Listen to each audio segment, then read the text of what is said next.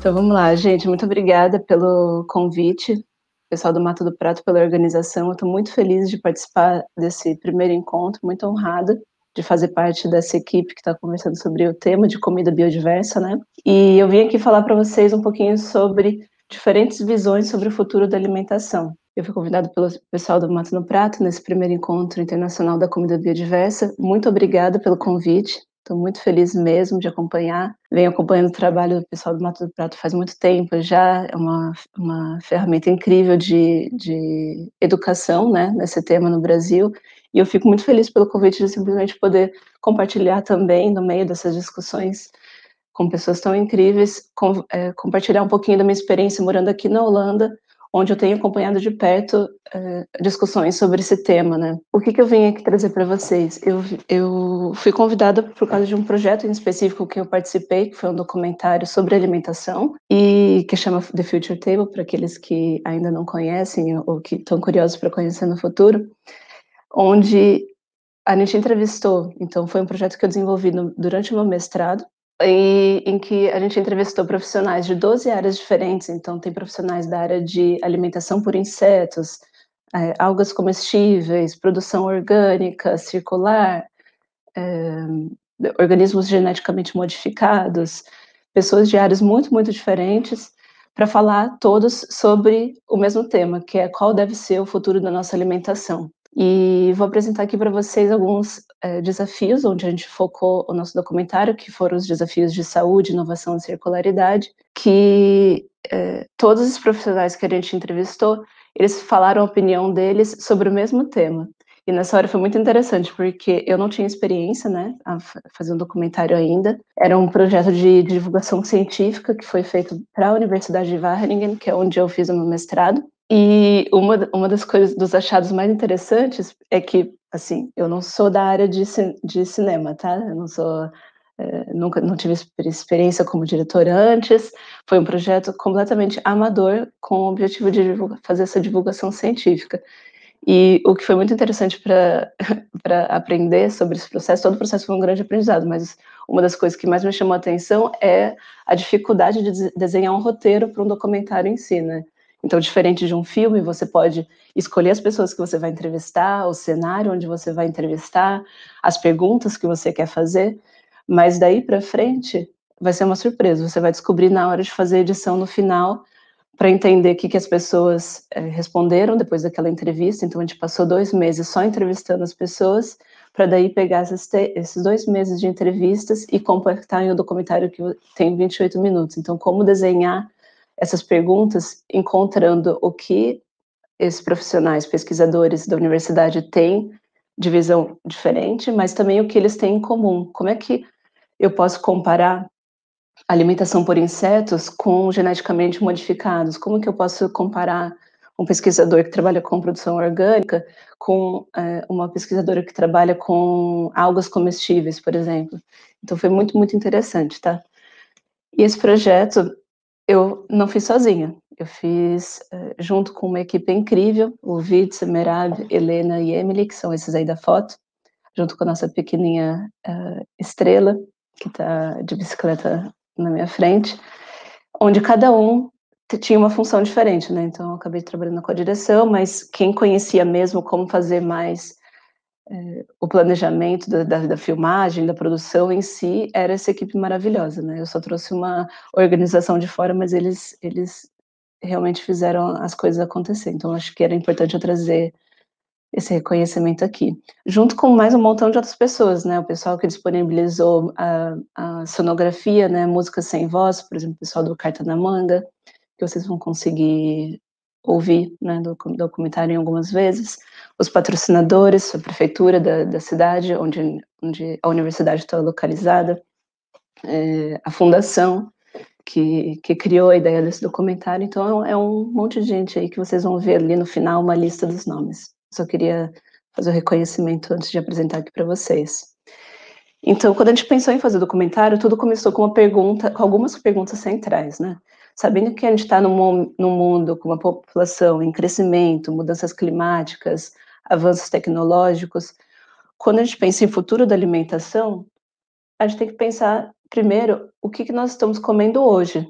né, e onde a gente está comendo, e o que que a gente deve comer no futuro. Então, por exemplo, se a gente pensar na realidade brasileira, a gente pensar: "Ah, qual que é a comida brasileira?", talvez alguém do norte vai falar sobre um pato no tucupi, uma pessoa do nordeste vai falar de um vatapá, de uma moqueca, alguém do sul vai falar de um barreado, vaca atolada.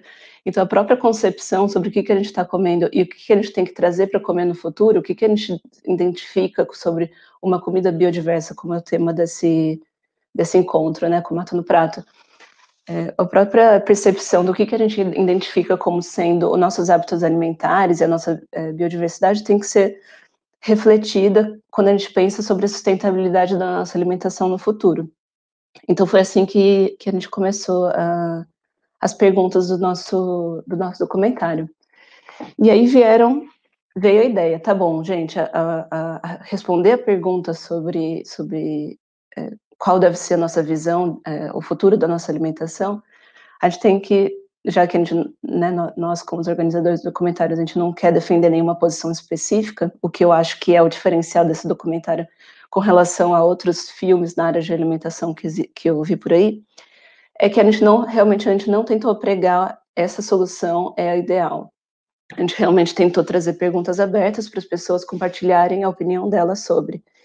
E aí, a ideia de dividir entre saúde, inovação e circularidade veio de um livreto que foi desenvolvido pela universidade, a mesma universidade, né, onde eu estava estudando, que, chama Transições Alimentares 2030, que foi um livreto, então um pequeno livro que foi desenvolvido pela universidade para definir qual que é a nova política de pesquisa que eles querem desenvolver até 2030. Então, a Universidade de Wageningen, eles completaram um pouco mais de 100 anos agora, e eles têm passado por grandes mudanças no que a universidade quer pregar com relação às suas pesquisas na área. Só para fazer um adendo aqui que eu esqueci de mencionar antes, porque Holanda no primeiro lugar? A Holanda é um dos principais exportadores de alimentos no mundo em termos de valor. Então, para vocês terem uma ideia, batata, cebola, tomate, alimentos de origem animal, bacon, ovos, a Holanda está entre ou o primeiro, ou o segundo, ou o terceiro exportador no mundo. E como é que um país desse tamanho, do tamanho do estado do Rio de Janeiro, praticamente 200 vezes menor do que o Brasil, por exemplo, consegue ter tamanho impacto na exportação mundial de alimentos, né? Então isso foi muito, baseado no foco da Universidade de Wageningen, que é o centro de pesquisa na Holanda sobre alimentação. Eles têm, no passado, um histórico de uma pecuária muito intensa, muito forte, que eles se mantêm líderes até hoje nessa área, e depois com o desenvolvimento de tecnologias, com a construção de estufas, para quem já ouviu falar sobre o método de produção na Holanda, ou para quem não ouviu ainda, é muito baseado em estufas. Você vai ver aquelas imagens de estufas laranjas, imagens de satélite, porque é realmente muita produção dentro de estufas.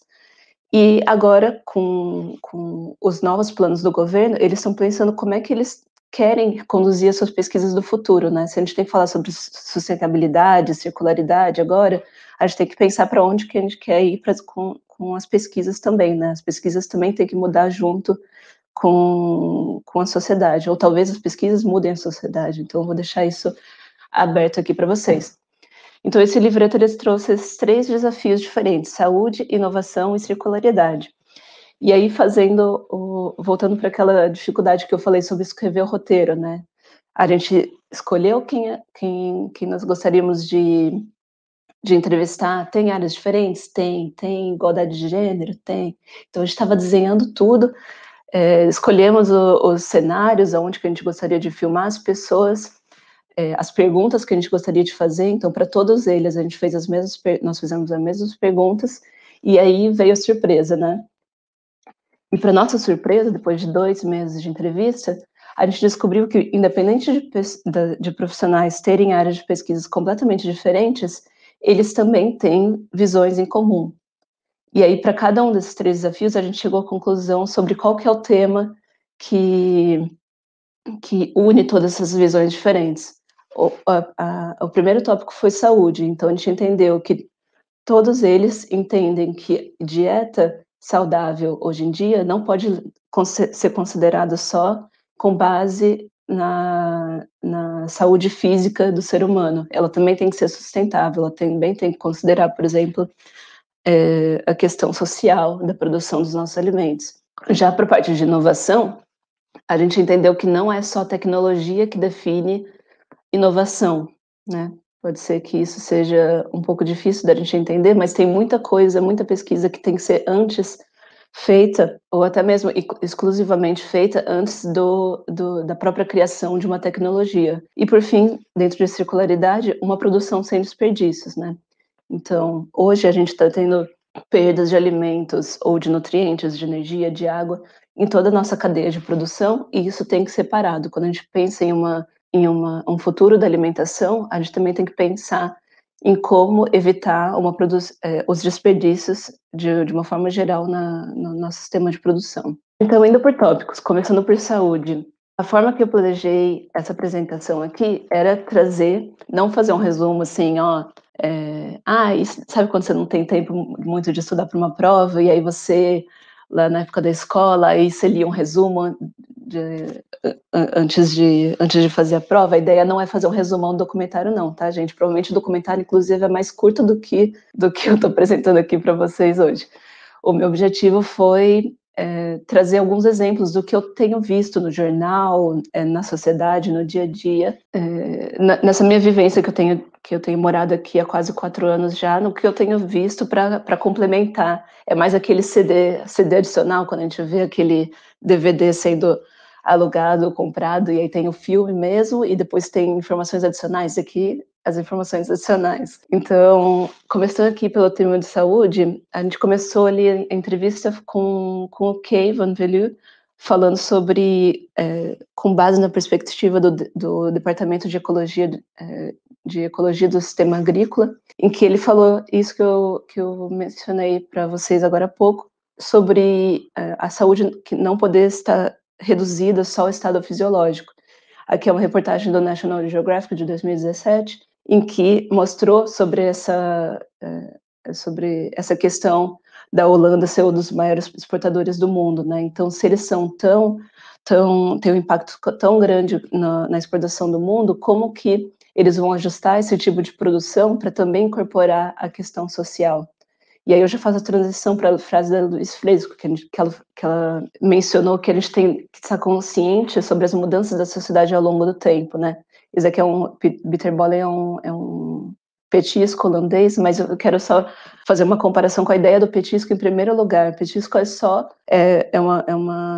um alimento que foi um tipo de alimento que foi criado nos últimos anos, é uma coisa muito recente, uma comida de bar, de padaria, ou aquele dia que você não tem tempo para jantar, para almoçar com calma no meio do trabalho, e você compra ali uma coxinha, alguma coisa que é a coxinha da Holanda, né. E quando a gente pensa, tá bom, será que eu quero trazer isso, eu como brasileira, por exemplo, eu quero considerar que a coxinha é brasileira e ela deve fazer parte do nosso cardápio no futuro, mas isso também foi criado, né, sem dizer se isso de fato tem que continuar ou não, a gente tem que tomar consciência sobre as mudanças, né, isso tanto assim como alimentos como o bitterballen e a coxinha foram criados, eles também eventualmente vão assumir novas configurações na sociedade no futuro. Então tudo isso é muito mutável. E assim como conhecer o nosso esquema de produção e mudanças da sociedade em relação ao tempo, a gente também tem que conhecer a nutrição. Foi o que esse pesquisador Franz Campers falou. E ele citou sobre uma impressora 3D que, conhecendo por exemplo, uma alergia alimentar que a sociedade pode desenvolver, por exemplo, para uma enzima de uma cenoura, uma impressão 3D de um alimento, que é, assim, para mim, eu fiquei muito surpresa quando ele citou esse exemplo, porque é fora da minha realidade. Uma impressão 3D pode imprimir uma mesma cenoura com uma enzima em certos indivíduos não conseguem digerir. Então, seria uma forma de oferecer os outros nutrientes em que uma cenoura oferece, sem aquele determinado componente que pode trazer uma alergia para o ser humano, para os indivíduos. Esse aqui é uma foto de impressões em 3D de comidas. Então isso aqui gente, só para deixar claro que eu não estou defendendo nenhuma posição, tá? É impossível que eu concorde com os 200 profissionais que têm áreas totalmente diferentes. Eu só estou aqui trazendo exemplos do que eu tenho visto por aqui. E toda essa complexidade sobre como entender a nutrição, como entender nosso impacto social, como entender as mudanças da sociedade com relação ao tempo, elas resultam, isso eu acredito que globalmente, em uma enorme dificuldade dos consumidores de entender o que é uma dieta saudável em primeiro lugar. Então, esse aqui foi uma pesquisa que saiu no ano passado, mostrando que até 2018, que foi quando foi feito um levantamento, aproximadamente só 3% da população na Holanda escolhe alimentos orgânicos quando elas vão no mercado. E para quem vai no supermercado aqui, eu acredito que possa ser uma surpresa. Para mim foi uma surpresa, porque quase todos os alimentos têm a opção de você comprar um alimento orgânico, né? Você vai comprar um arroz, eu consigo comprar o arroz, às vezes até todas as opções são, mas eu consigo comprar um arroz com selo por exemplo, comércio justo, outro de orgânico, outro com nenhum selo. E mesmo assim, mesmo existindo essa possibilidade para os consumidores, de alguma forma o consumidor daqui ainda não aderiu em larga escala a esse consumo orgânico, por exemplo. Então, a gente tem que entender o que os consumidores entendem pelos nossos produtos. Não é só desenvolver uma coisa, um meio saudável ou sustentável de produzir seus alimentos, mas também conseguir entender o que o consumidor entende por aquele determinado produto. E aqui, para concluir o tema da área de saúde, eu tenho uma frase do Arnold, que ele faz pesquisa de insetos para proteína, em que ele falou diretamente: nós temos que parar de comer carne vermelha, nós temos que parar de comer carne vermelha, nós temos que mudar ou para porcos ou aves, isso é porque elas têm uma pegada menor de carbono, né, um impacto menor para a terra de produção, ou principalmente usar fontes alternativas de proteínas, como insetos ou algas. E aí você vai falar assim: ah, mas Thaís, você colocou esse aí num slide maior, porque ele é o pesquisador que fala sobre proteína, mas não, nesse caso do documentário, ele estava concluindo com essa frase, mas isso todos os profissionais falaram, inclusive o pessoal que trabalha com produção de pecuária ou geneticamente modificada, todos eles falaram a mesma coisa: o consumo que a gente tem hoje de carne vermelha é insustentável para o planeta no futuro. E essa foto é uma foto que eu mesma tirei quando eu mudei aqui para a Holanda. Eu fui numa rede de sanduíches que existe aqui, Bagel & Beans, em que você pode pedir uma bagel de vários sabores diferentes. Então tem uma bagel de vegetariana, tem outra de salmão, de frango, não sei o quê, e tem a de insetos. Aí quando eu fiquei sabendo sobre isso, eu falei: não, eu tenho que ir lá experimentar isso.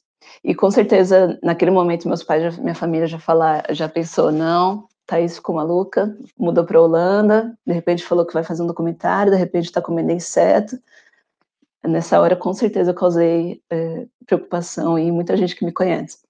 Mas, gente, a gente não tem que ir longe, então eu não tenho que mostrar um exemplo da Holanda para mostrar que isso, na verdade, faz parte também da nossa realidade no Brasil. Então, essa lista, esse fluxograma aqui, esse infográfico, desculpa, ele foi desenvolvido também na Universidade de Wageningen, mas também com dados brasileiros sobre uma lista de espécies de insetos comestíveis que foram registrados por país. E a gente vê ali o Brasil num verde quase dos mais escuros, entre 100 e 200, que aproximadamente 130 espécies de insetos já foram registradas como comestíveis no Brasil. Talvez alguém que vem de uma região, por exemplo, do sul, sudeste, não tenha visto ou experienciado isso, assim como eu não tive quando eu morava no Brasil, quando estava no Brasil.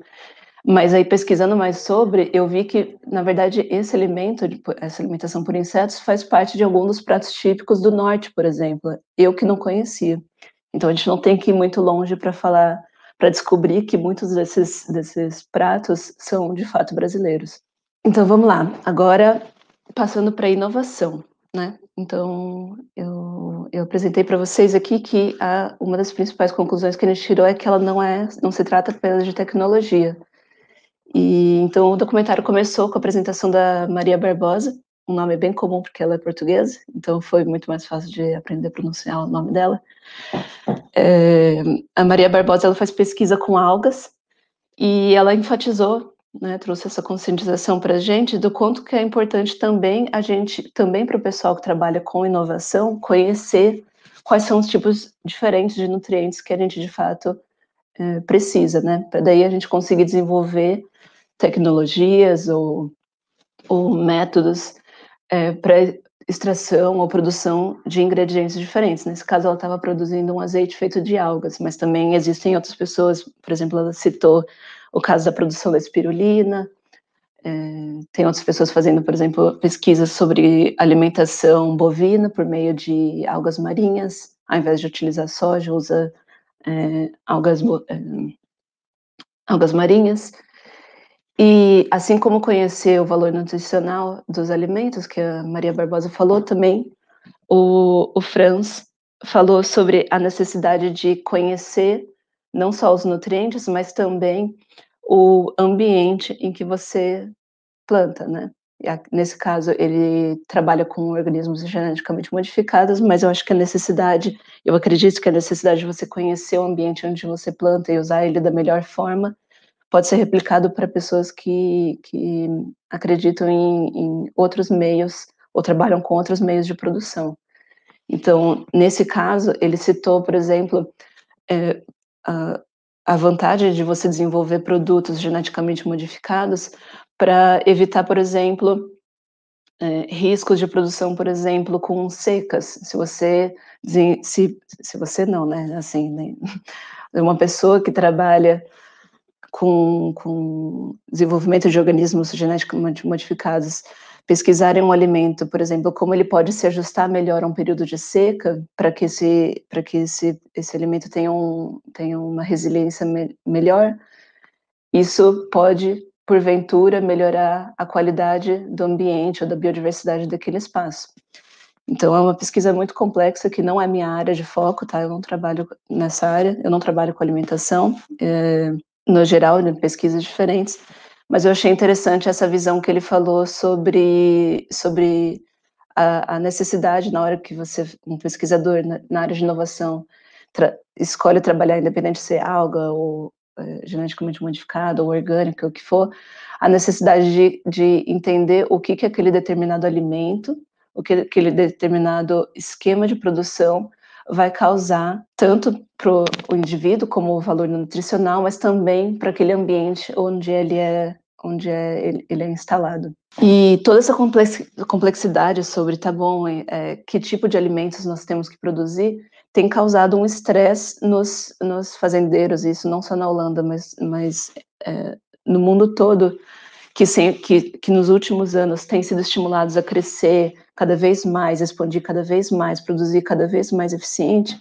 tem causado um estresse porque não está dando mais. Basicamente isso, né? O jeito em que a gente está produzindo os nossos alimentos hoje em larga escala tem causado um impacto ambiental gigantesco, negativo, e que não dá mais, a gente tem que ajustar.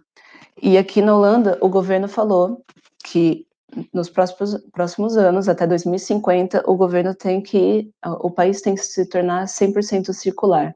E aí eu vou entrar mais nesse tema de circularidade mais para frente, mas um dos requerimentos, vamos falar assim, do governo, foi de que os agricultores, que aqui na Holanda tem aproximadamente 60 mil fazendas, é muita fazenda para um país desse tamanho, impressionante, o governo disse que eles não podem emitir a quantidade de nitrogênio que eles estão emitindo no solo, mais, não dá mais.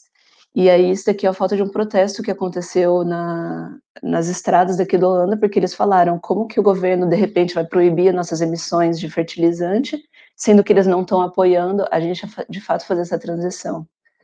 Então, essa foto eu trouxe para trazer enfatizar, né, a necessidade de todos os organismos da sociedade estarem envolvidos.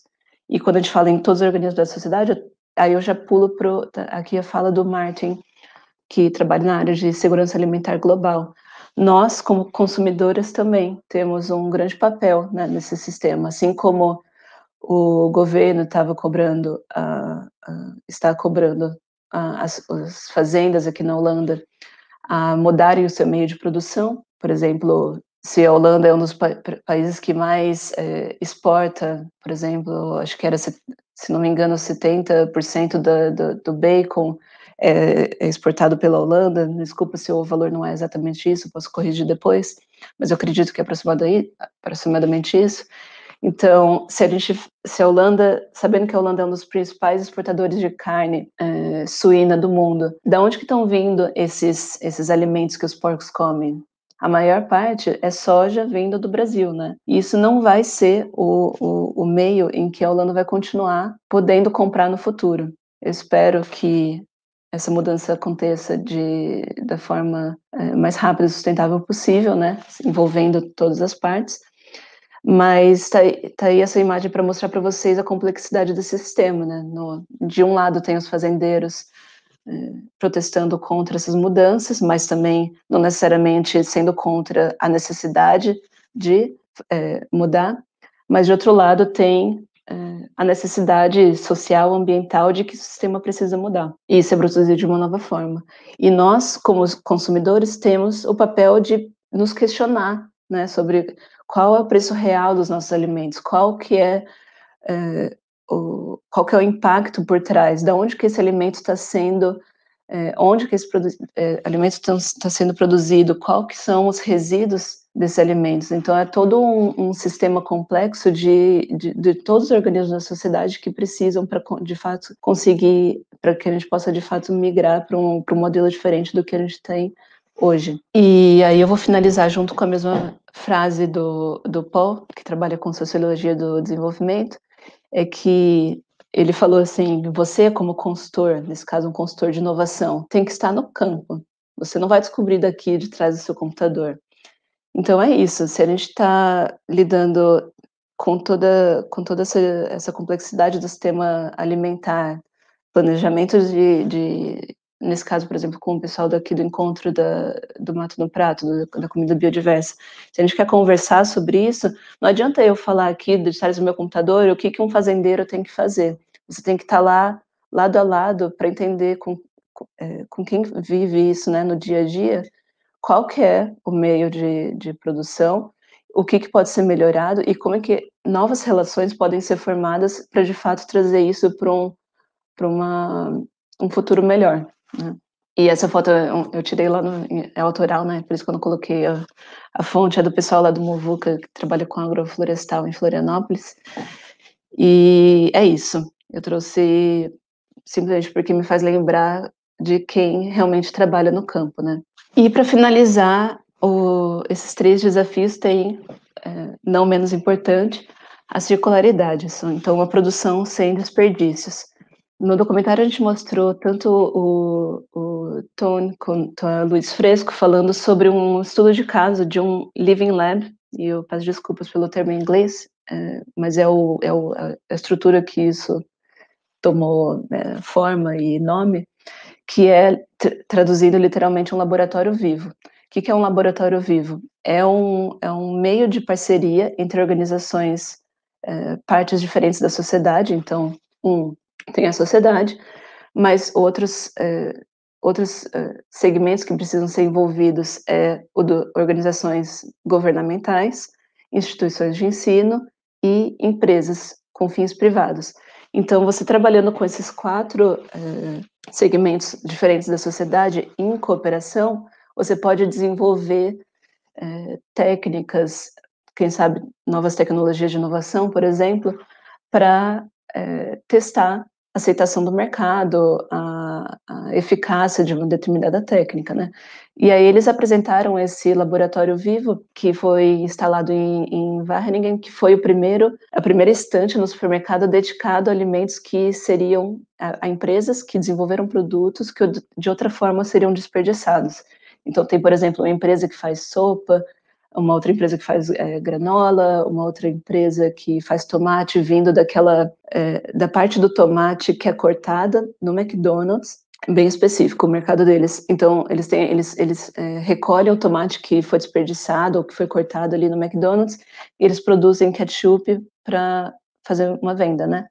E essas empresas são quase todas startups, né, de uma produção de pequena escala, mas que atendem todos os critérios de qualidade do mercado, mas muito dificilmente eles conseguiriam, pelo porte, né, da empresa, muito dificilmente eles conseguiriam chegar ao varejo nacional. E essa é uma dificuldade que aconteceria no Brasil, é uma dificuldade que também acontece aqui na Holanda, né? Quando você, como uma startup, você teria muita dificuldade de fazer um acordo para instalar em todas as empresas de uma franquia de todas as cidades holandesas. Então o que aconteceu foi que um determinado supermercado específico, mesmo sendo parte de uma franquia, eles tomaram a responsabilidade de montar essa estante no supermercado. E aí a universidade consegue fazer pesquisas, será que esses produtos estão sendo vendidos? Será que não? Qual que é a aceitação dos consumidores? O que poderia ser melhorado? Então foi muito interessante isso. E provando que esse nicho, de fato, apresentou um modelo de negócio sustentável, aí sim, o próximo passo não seria escalar isso para outros supermercados, né. E quando a gente fala sobre desperdício de alimentos, a gente não pode pensar também só sobre desperdício de alimentos em si, é desperdício de um montão de coisa, é desperdício de energia, é desperdício de nutrientes que foram, necessários para produzir aquele alimento, é um desperdício de água, e isso causa um enorme impacto na nossa terra, né, não só na parte do meio ambiente, mas também uma parte social gigantesca. Por exemplo, a Luz Fresco na apresentação dela, ela falou sobre o impacto nas emissões de CO2 causados especificamente pelo desperdício de alimentos, que é em torno de 6%. Em outro estudo feito pelo IPCC, eu achei esse valor de 10%. Então, acho que dependendo do ano e da metodologia, os resultados foram diferentes. Mas, de fato, o desperdício, só por si só, causa uma quantidade de emissões absurda e que precisam ser reduzidas, certo?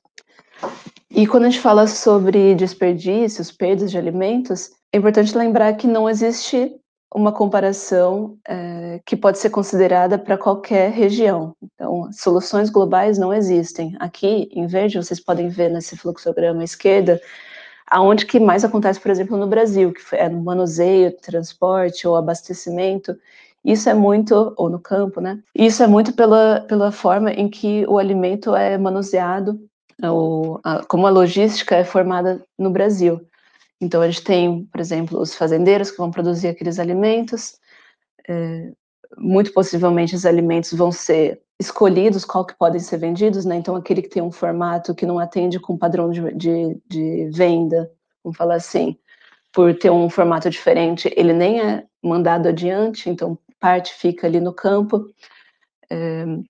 a parte que foi decidida ser vendida vai chegar, não sei, num Ceasa, que de repente vai um outro distribuidor vai comprar do Ceasa para de repente vender para um supermercado ou um restaurante. Então aquele alimento é passado de mão em mão, de caixa em caixa, e de 30 a 40% é perdido no caminho, né, antes de chegar de fato no supermercado. Enquanto que aqui na Holanda, por exemplo, ou em outros países, acho que eu posso falar isso de uma forma grosseira, do hemisfério norte, o desperdício maior é depois que o consumidor compra do supermercado. Então aqui é muito comum as pessoas verem a validade de um determinado alimento, e só porque passou da validade já vai direto para o lixo, não importa se é um queijo, se é uma carne, se é de repente até um vegetal, uma fruta. Se passou da validade, a grande maioria dos alimentos já são descartados. E é uma realidade diferente, né, a causa é muito diferente, eles não têm aquele hábito de: "Ah, deixa eu abrir aqui, dar uma cheiradinha, ver se está com fungo", se não tiver, tá tudo bem. Aqui a maior parte é depois que você compra, ou porque comprou demais e acabou estragando de fato, então é muito diferente, né. Então não existem soluções, que a gente pode considerar globais para o tema do desperdício de alimentos, a gente tem que focar em soluções locais. E aí, pegando esse gancho de que existem desperdícios no nosso sistema de produção de alimentos, o pessoal que trabalha com sistemas pecuários sustentáveis, que é um departamento da universidade, eles justificaram a existência desses desperdícios como uma necessidade de ter consumo animal em primeiro lugar no nosso sistema de alimentação, de produção de alimentos de uma forma geral. Por que o estudo que eles fizeram ali da Hannah van Santen, de 2019, eles mostraram aonde que o animal se torna essencial para a circularidade, que é o tema aqui desse terceiro desafio, né, do documentário. Por que incorporar animais no sistema alimentar é preciso? Então, não comer carne em larga escala, mas um pouco de carne faz esse sistema girar. Por quê? Porque os animais vão comer, segundo, né, essa pesquisa, os animais vão ser capazes de comer alimentos que ou a gente não pode ou a gente não quer comer na sociedade, e eles vão transformar esses alimentos em algum outro produto de uma qualidade maior, que eles chamam, como um leite, uma nova carne, ovos, e por isso eles justificam que algum tipo de consumo deve existir. E quando a gente pensa também em desperdício, eu queria só enfatizar a importância, novamente, né, de uma forma parecida com o que eu já fiz antes na área de inovação, a importância de envolver segmentos diferentes da sociedade, né. Então, por exemplo, aqui tem essa foto na esquerda dessas batatas que foram desperdiçadas na Holanda no começo da pandemia do Covid. E, para quem não sabe, a Holanda é um grande consumidor de batatas, né, tem grande parte das receitas que são feitas aqui, tem como uma coisa parecida com um caldinho verde, que é baseado em batata, ou batata com carne, ou aquele cone de batata frita, é um alimento muito, muito comum aqui, que foi desperdiçado em larga escala durante o começo da pandemia, porque restaurantes foram fechados e de repente eles estavam com aquele enorme excedente. Mas, bom, só para continuar nesse exemplo, junto com o pessoal do Slow Food, eles organizaram uma iniciativa maravilhosa, que foi coletar essas batatas que estavam sendo desperdiçadas e montar centros de coleta para venda mais barata. Então, de uma certa forma, isso foi muito bom, claro, porque é uma situação remediativa para uma necessidade urgente, não planejada, que é o caso de existir uma pandemia, assim como foi feito, por exemplo, eu tive conhecimento esses dias sobre a prefeitura do município de São Paulo, que destinou também para o banco de alimentos alimentos que que foram produzidos para as merendas escolares, mas porque as escolas estavam fechadas, eles tiveram um enorme excedente e tiveram que doar isso para o banco de alimentos. Maravilhoso que existem pessoas, iniciativas, para evitar o desperdício de alimentos. Mas o que eu quero enfatizar aqui é que isso não é um exemplo de circularidade. A circularidade começa muito antes de você fazer a doação de determinado, alimento, né. A circularidade começa como o Case finalizou ali naquele tópico. Então, se você olhar para a vida, a natureza, são todos circulares, mas no momento o sistema alimentar em que a gente vive hoje, de produção que a gente construiu, são lineares. Então a gente produz alimentos, consome e aquilo lá vai ser descartado em algum buraco da terra, ou no caso das iniciativas que foram criadas remediativas para o corona, de doação, né.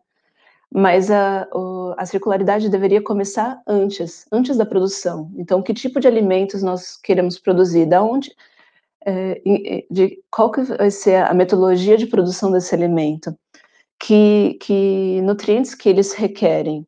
Então, por exemplo, aqui tem essa empresa Food Factory, que é uma empresa daqui da minha que foi, enfim, ela está sediada aqui na minha cidade, e ela recolhe cafés, resíduos de cafés de bares e restaurantes daqui, e produzem cogumelos a partir desse resíduo. Então, sabendo que o cogumelo precisava, por exemplo, de nitrogênio, eles pensaram: aonde que eu vou conseguir nitrogênio? Café.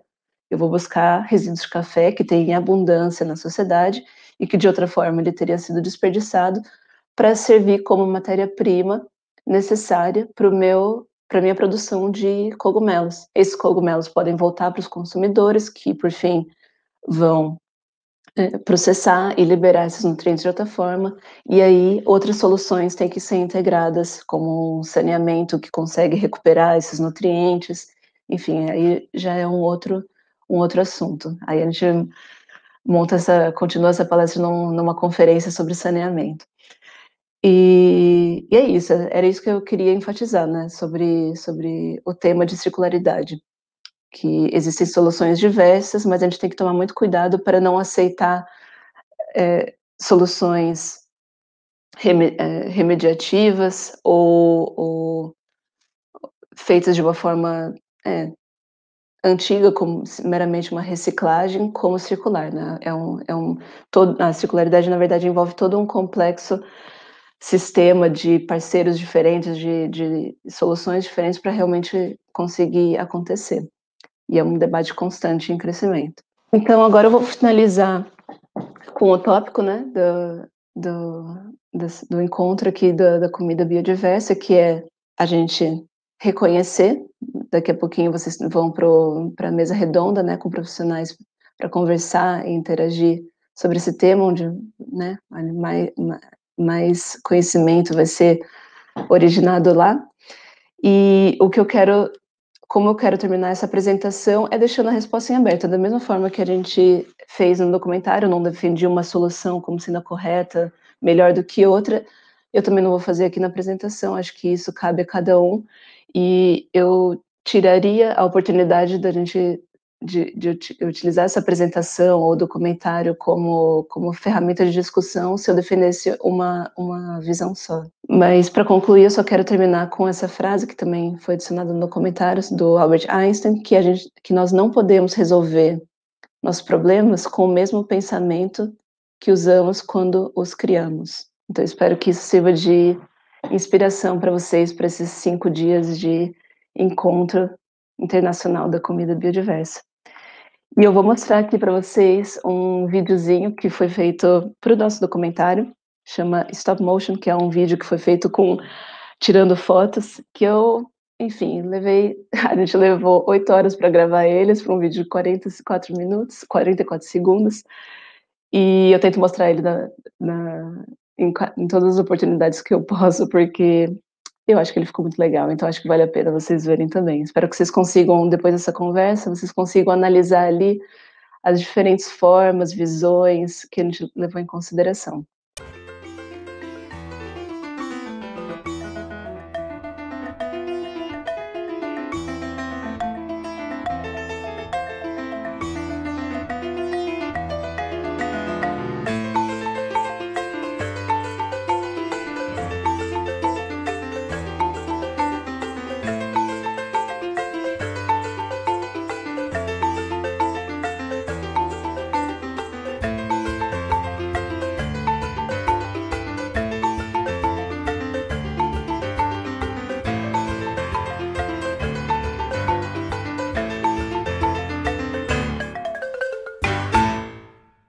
Bom, e aqui eu vou concluir agora a minha apresentação, essas são as referências que eu utilizei, fora as fontes que vocês vão encontrar logo junto com as imagens, né, mas as principais referências da teoria por trás de como a gente criou essas visões diferentes sobre o futuro da alimentação são baseadas no livreto de Food Transitions 2030, então transições alimentares até 2030, e o nosso documentário The Future Table, que apesar do nome em inglês, ele está todo legendado aí disponível para vocês. Bom, muito obrigada novamente, pessoal do No Mato no Prato, por esse convite. Desejo uma ótima mesa redonda que vai acontecer ainda hoje, né, no encontro Internacional da Comida Biodiversa, e fiquem ligados, né, nos próximos dias também, que muita coisa boa vai vir por aí, tá bom? Muito obrigada.